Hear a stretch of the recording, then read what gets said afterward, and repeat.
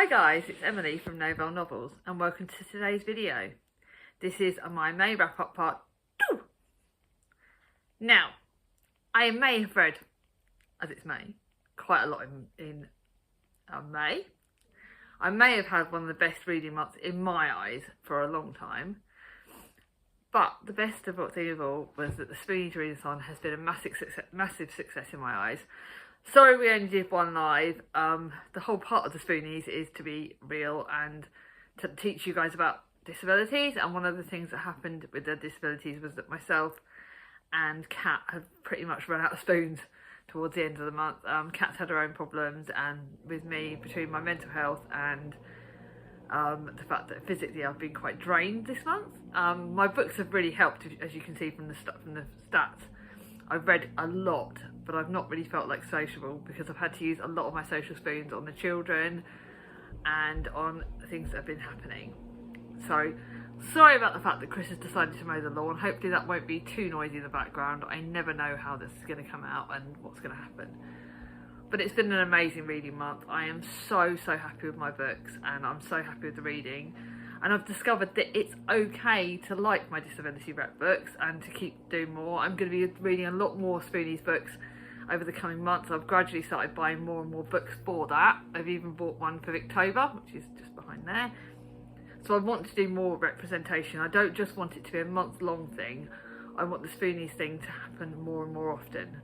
So even if I can try and read like one Spoonies book a month, that'll be my goal, I think. That's going forward, that's going to be one of my future goals, if I can. And we'll just have to wait and see. But let's get on with the stats, otherwise this video is going to be ridiculously long. So I read 36 books off of in total this month. Amazing, I know, I can't quite believe it. And considering I stopped reading on like the 30th, that was very good. I read 32 of those off my unread TBR because I have been going back to the library, and that's fine, I'm okay with that. I gained 31 books this month because I did get, I bought less than 30, but I did get quite a lot of gifts. So thank you to everyone who bought me gifts and got me gifts, I'm really grateful. I unhauled 2 off my unread TBR, and I think that number's going to be going up because I am going to be doing, I think I've decided I'm going to kind of go through my thrillers. Keep deciding whether I'm trying to decide whether I'm going to do this as a unhaul bit, like a try chapter or not. So can you guys let me know? Do you think I need to do a unhaul video, a try chapter again? Let me know down below if you think I should. So my May unread TBR was 310, and my June unread TBR is 307. So that's got it down by 3. So I'm gradually getting down to the number that my goal for my library is 300 books. I don't want it to go much lower than like 250 unread because I do like having my own home library. That for me is fine, and I'm not going to beat myself up about that. So, but when I get down to my 300, I'm going to be happy. I'm not going to be pushing myself to. I don't want the number to go up. So I think if I can get it to like 275, that'll probably be where I can have a bit of wiggle room. So that's my goal by the end of the year. Is that I might talk about that in the mid-month wrap-up thingy. You know, my doodahs. You're going to be getting a mid-year sort of freak-out tag. Obviously, that's got to be filmed in July. I'm going to have to get that out for July. But I think, for me, I want to get my unread TBR down to about between 275 and 300. Because 300 is where I sort of feel comfortable. But like I said, to have that wiggle room, I need to be able to do a bit more. Especially because with things coming up in the summer, I don't know what's going to happen with my reading stats. Anyway, for the genres, I read 1 graphic novel, which was a lovely gift from the lovely Jem from Gemma Books. I read 2 literary fiction. 1 was a success, the other wasn't. I read 2 classics. Again, I'm still not getting the classics vibe, and I'm hoping that Jane Lost in July will kind of boost that, but who knows. I read 3 non-fictions. I'm really enjoying my non-fictions, and I certainly want that number to keep being reasonable at that sort of level. I didn't read any thrillers, but that's fine. I read 5 fantasies. Now, you know I'm loving my fantasies, and I'm going to keep buying more and more fantasy books because I love them.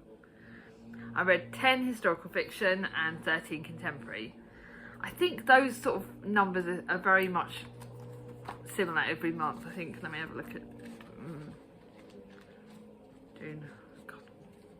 Yeah, last month it was historical fiction was 12 and contemporaries was 11. So it gained, they're very similar numbers. Sorry, my hay fever is playing up. I read I had one DNF, which you all know about in the first half of the month. I had one 2-star, again that was in the first half of the month. I had two 3-stars, I think. 4 3.5 stars, so those are the ratings where they were not very good. But then I had 15 4-stars, 3 4.5 stars, and 10 5-stars. Now that's got to be something of a flipping record. Let's have a look again. I do like comparing my monthly doodads. Yeah, because I had like 3. Wow, that's really good. Because I had 9 4.5 stars last month, so I had more 4.5 stars last month, but 3 more 5 stars. So that's good. And way more 4 stars. In general, I'm happy with my reading month. It's been a really, really good reading month. So let's show you the books. I don't know how. I think I've got. I might, if I can remember, include how many pages I read, because according to Goodreads, but not Goodreads, Storygraph. I love Storygraph, by the way. I am getting so addicted to Storygraph. I might do more Storygraph challenges. I'm really getting into it because you don't have to leave reviews. I'm really struggling with my written reviews because with my brain space at the moment, I'm finding it easier to talk about books than I am to write about them, which is why I've applied for less tandem read-alongs. Not applied for any tandem read-alongs in a while, not applied for any love book tours in a while. I'm just having a break. I'm just having a bit of time where I can choose off my shelves, go to the library and read books to the library and not feel I'm pressured to write a review. I am writing some reviews like I did for the Page 2 book that I read recently, which I need to put on Goodreads, on Amazon actually. I do put them on Goodreads, but in general I love Storygraph, so that when I'm not feeling like I'm in the mood for writing much, I can just literally put the star rating and put what it's about basically. So that's working for me. So the first book is one that I'd read literally at the end of the month because I wanted a short book to boost my numbers up, and that was The Young Elizabeth by Jean Plaidy. It's Queen Elizabeth I's story when she was young, but it's told for middle grade audience. It's alright. This copy has literally got a big chunk that's fallen out. Very simplistic, very nice to sort of read about, but I am definitely done with the Tudors at the moment. I don't see me reading much Tudors for a while because, yeah, I'm still Tudor out. Bye bye. Going to charity shop. I got this book, which I thought would be good because I've read one Charlie Lyndhurst book and I liked it. But The Lonely Hearts Lido Club, 3 strangers all caught in the deep end. It was very predictable. It was 3 stars, but very, very predictable and not amazing. And it was like typical after tragically using her husband and left as a single mother to 2 children, Gabrielle has one escape for herself, swimming. And then you've got the older protagonist who's had enough because she feels like her husband's not listening to her. She feels bored. And then you've got an unemployed guy. Yes, it's got LGBTQI representation, which is done well, but it's very, very predictable and not for me. So another one to go bye-bye. Then to one that's kind of let me down. It was the 3.5 star book, and someone's coming in, which is typical of filming. Shut the door, Thomas. And this is Reluctantly Home by Imogen Clark. I've read some of Imogen Clark books and enjoyed them, and some have been quite meh. Thomas, can you shut the door behind you, please? Shut the door behind you. Shut that door. Sorry. And this was a very, very sad book. There is a child lost. There is a car accident at the start, which possibly was a bit triggering for me, because obviously what happened to me, and the accident led a child to a child's death, and the person who hit the child blames herself and just goes home.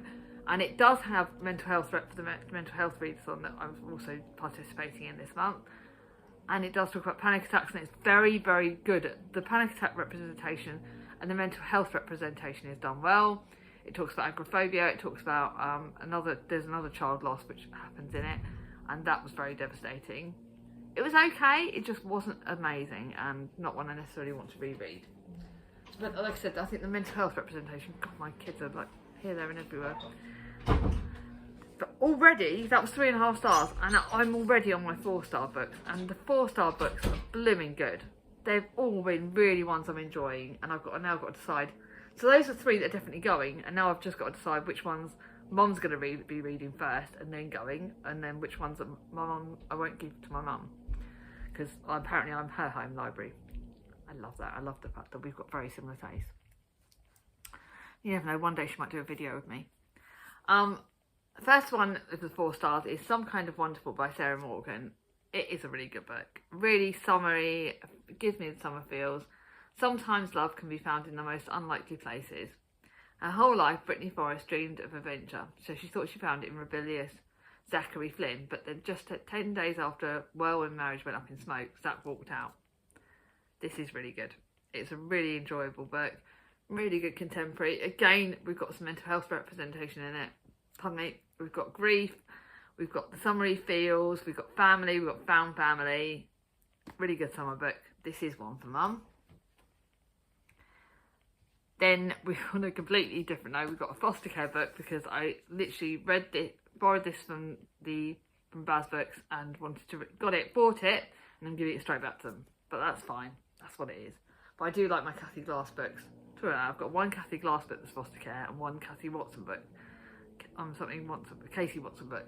Both foster care books, both really good. And this one talks about Joss, who came very angry, very upset and confused, because she returned home from school one day to find her father's lifeless body hanging in the garage. Very emotional, very hard hitting, but the way Kathy Glass deals with it is amazing. Like, she was a foster carer that is, I wish I had it in me to do that, but I just couldn't give up children. I just would really struggle with that. But again, amazing book, and again it tackles our own sort of mental health and things like that. Night terrors, but that's going back to the charity shop straight away. Differently Normal. This has autism rep in it, but I don't think it's own voices, so I'm going to let Mum give it a go. But Maddie's life is all about routine, and she's a carer for her autistic sister. And Maddie and her mother B are full-time carers for her sister, and then she meets this guy, and the last thing on her mind is falling in love, and it's done sweetly. Like I said, it's not own voices, I believe, so I can't really talk about that too much. I think the autism rep's good, but where I'm not own voices, I'm not really qualified to say. But it is definitely got interesting. It talks about bits, and it does talk about some of the different sides of autism. So, like I said, I'm not really own place to talk about it, but I thought it was quite good. Then to the other foster care book, Skin Deep by Casey Watson. This talks about alcohol. It's basically when the mother of the foster care child was drinking when she was pregnant with her daughter, and her daughter alcohol deficit disorder or something, ADD I think it was, and that was because she was born with disabilities because of her mum's alcohol abuse when she was pregnant. And this talks about that, and it's very emotional but very, very good, and Mum will not like that, so that's not a Mum book. Then the next one that I thought it had like autism rep, but it doesn't. No, not autism. I thought it had disability rep because it's those home for peculiar children. But I wouldn't say there's disabilities in this. I would say there's peculiarities which could kind of count for the Spoonies, but I wasn't sure how to like word it. But I've seen the film of Miss Peregrine's Home for Peculiar Children, and at the start I thought it was really horror, and I thought, oh my god, I'm going to DNF this, and I didn't. But it is quite scary. Apparently the next one, Hollow City, is quite even scarier. So I'm not quite sure if I'll fancy Hollow City.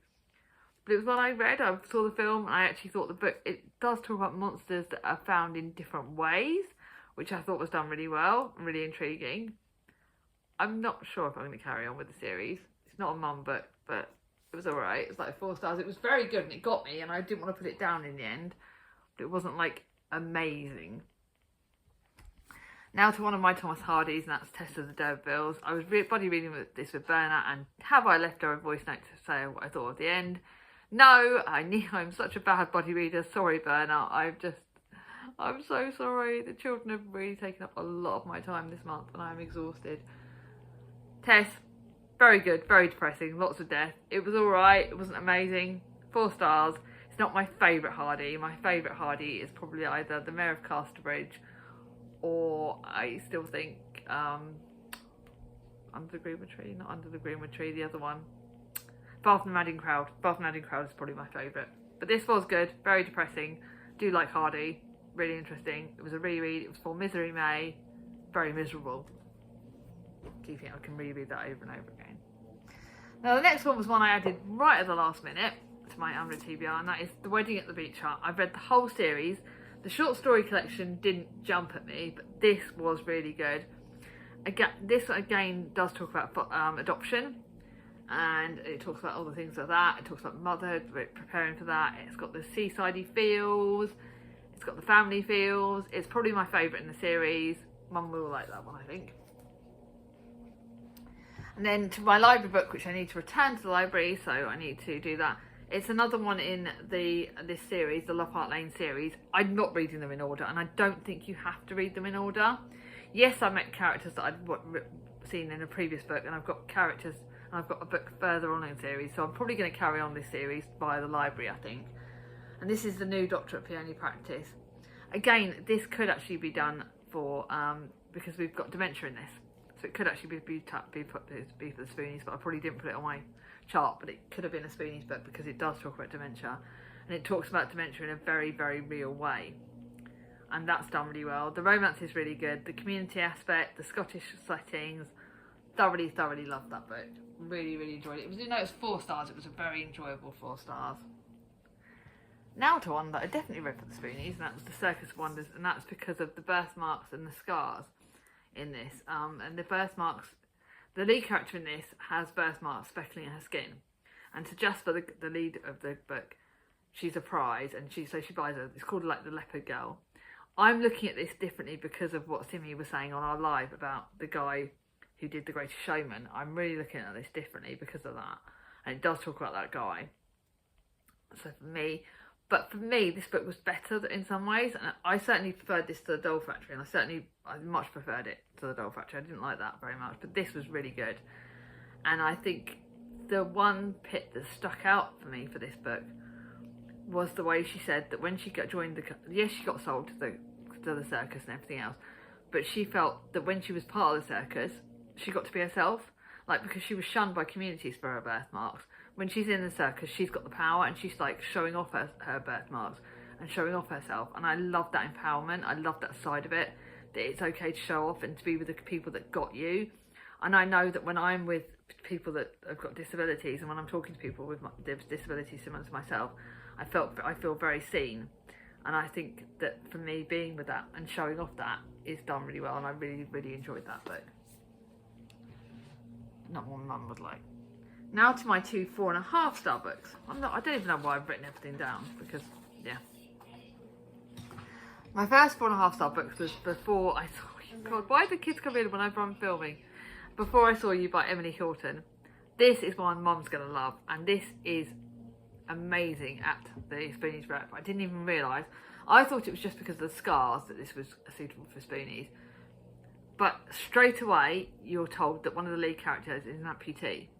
And straight away that's told, and he's basically on the rehabilitation ward, Alfie, and he's recovering from an accident. And yet one of the girls gets put into the rehabilitation ward because she was involved in a fire and has got a lot of scarring, but she doesn't want anyone to see her. And she gets to know him via the curtain, and it does talk about scarring, and it does talk about the amputee side of it, and it talks about community, and it's just amazing. I've never been one for my scars. I'm getting better at showing them off. I don't know what it's like to be an amputee, so I think that representation's done well. Really, really good book. I've loved all of Emily Horton's books, and I will be picking up more of them, so I need to look on Goodreads to find out if she's got any more books coming out. Now to my other book that was 4.5 stars is The War Pianist by Mandy Robotham. I've loved all of her work. This one is partly set near Amsterdam, partly set in the UK. And so they're two location settings, both done in 1940, and it's about the resistance, the Dutch resistance, and about code-breaking and doing things like that, and 2 very strong lead characters. It is very emotional, very hard-hitting. Don't think Mum will like this because it is very emotional. It's not one I'm going to reread, but I love Mandy Robotham's books. I'll be picking them up over and over again. It is about 2 cities, 2 spies, which one will survive? And you want them both to survive. A little bit of romance, undercover, Nazis. God, you hate the baddies in this, but it's done really well. Now to my 5 stars, and oh my goodness, I think you talk about the fact that we've got favourites of the year. I am going to really struggle when I do my favourites of the year already, because there were 2 books in the first half of the month that are favourites of the year, and there are 2 books in here that I can't see not being on my favourites. And I will probably just, I'm not even going to do guesswork because all of these books are amazing and they're all absolutely incredible. First book is one that I'm going to be giving to lending. I've definitely been lending to my mum, and that is Cosima Unfortunate Steals a Star. It's fantasy. It's got disability rep, and that is done really well. I don't know if it's own voices or not, so I'm not sure. But this is Cosima has spent all her life at the Home for Unfortunate Girls, a school where disabled children or children deemed to be different are sent, whether their families want it or not. Apparently there is another book that's coming out. I will be buying that. I bought this when we went. It's my signed copy that I bought when we were in the London trip, and I'm definitely getting the next book. I don't know whether I'll get it Waterstones, I don't know, Amazon, whatever. The next book is coming out soon. Great disability rep, great mystery, historical fiction, slightly fantasy. I don't think it's much fantasy. For me, it's more historical fiction, but I loved it. 5 stars all the way, and a great one. I think the disability rep was done perfectly in that book. I think it was incredible. The representation of all the different disabilities. We've got autism rep. We've got one of the person has like clicky hips, I think, but different. One of the girls is in a wheelchair. One of the girls is there because of she's got really severe anxiety. Cosima joints pop out of things. So it's done really well. I loved it. Then to a book that's 100% going on my favourites for the year. Katie from Books and Things has actually read this for the Spoonies as well, and she loved it. It's going on her favourites of the year.